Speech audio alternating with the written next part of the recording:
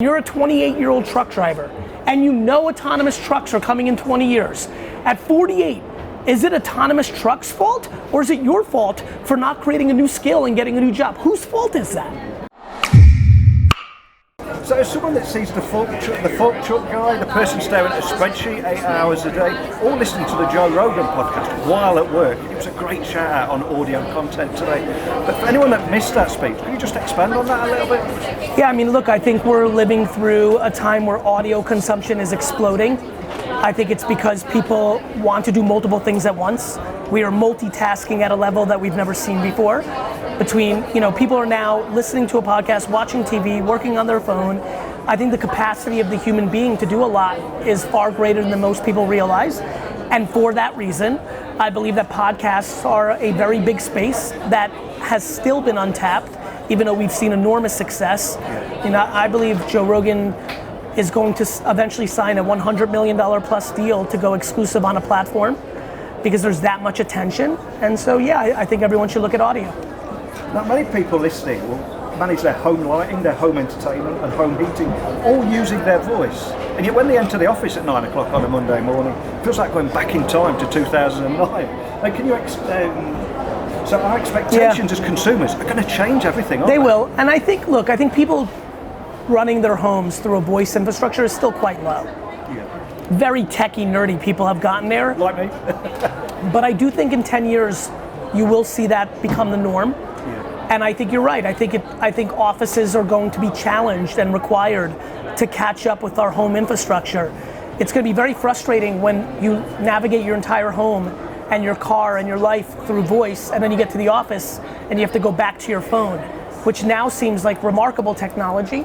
So I do think every conference room and every office will be wired with, speaker technology or listening technologies, I'll call it, because who knows where the advancements go into. Yes, I believe that. And for 178 years, Thomas Cook shaped the way we travel and how we saw the world. And we both know how that story ended. And what fascinates me is the correlation between the downfall of Thomas Cook and the rise of digital platforms such as Airbnb, Culture Trip, and so many others. And like referring back to your keynote, that's what consumers are doing right now. But my question to you is, what do you think business can do to compete and survive when they're behind the digital curve? How do they play that game of catch up? Well, if they're a publicly traded company, they don't. Yeah. The reason they can't catch up is they can't take the financial hit to invest in the infrastructure.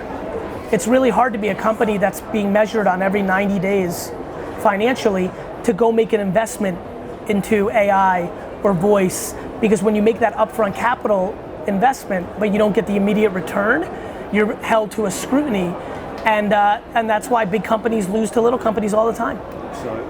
And our world is dominated by technology now. But what impacts do you see tech, automation, AI, etc.? And how's that going to change our daily work lives? And how does businesses manage that change? And by that I mean job roles are going to evolve, and how do managers manage that kind of situation? I mean, this has been historic. Like factories had to adjust to machines. Farmers had to adjust to tractors. Retail stores had to adjust to registers that were computers versus cash. This is not complicated. Yeah. This is historic. I just think that people are bad at history. I was a terrible student except for one class, history. And I think that's what's made me good at this. When I first started working for my dad's liquor store, he did not take credit cards.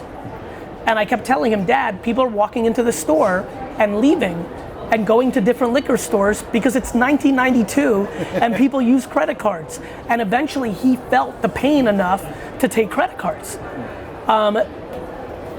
I don't feel bad for somebody who does a job that a computer is going to take over. Here's why. That has always happened. That's not my fault. That's not your fault.